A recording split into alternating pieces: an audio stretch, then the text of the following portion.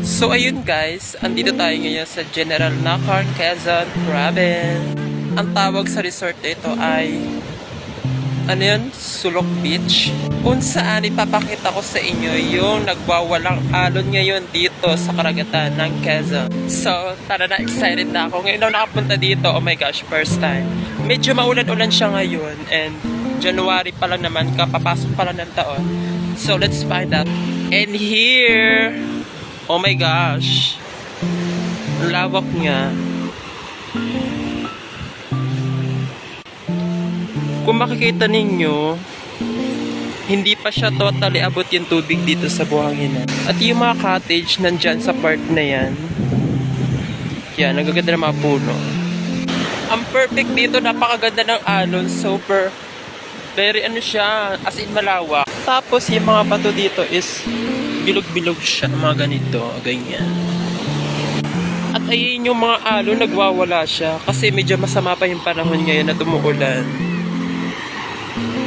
Ayan siya. Oh my gosh. Woo. Pwede na dito for for summer. Oh my gosh. Umano pa yung ambon, ulan. Oh my. Saka pwede tayo mamulot dito ng mga bato na pambingo.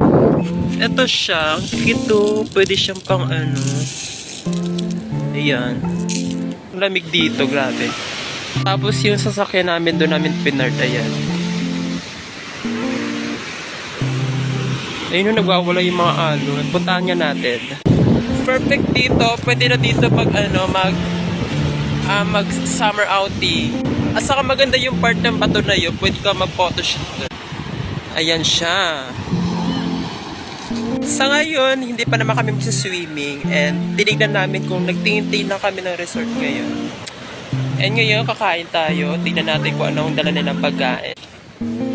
Ayan, kumakain na sila. Sarah! Hello!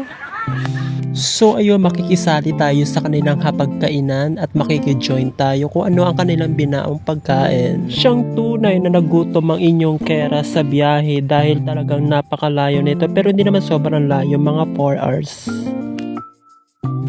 So tapos na tayo kumain. So ano ang susunod natin gagawin? Nakita ko rin si mama na kumukuha siya ng mga bato para ipandesign sa mga halamanan kasi yung mga bato dito ay bilog-bilog siya. Ang tawag na volcanic rock ba yun? Basta ito yun yung makikinis na bato na maliliit. Ang ganda ng bato, oh. So ayun, nagngangalit ang alon. Ay, umuulan. Umuulan, nakakatawa. So ayun, may nakita rin tayong piso wifi dito pero hindi ko pa siya tinry, pero ang pagkaalam ko medyo mabagal siya. So ngayon lumalakas na rin yung ulan dito sa aming cottage, pero okay lang yan dahil maya maya nawawala rin siya. Saka ang gaganda rin ng mga puno dito, yung ayan siya. Lahat sila may ganyan. Nawa, anong ginagawa mo? Nagtatayo ka ng palasyo? So, hindi tayo makapag-video dahil panay ulan siya. Actually, hindi talaga kami magsiswimming. Nagtingin talaga kami na pwede naming maliguan this summer. Kasi diba, January na, tapos mamaya darating na naman yung summer. So, ayun, ito na yung nakita namin. Punta tayo dito sa lumang kubo na to. Ay, cottage pa. Ayan, ito siya.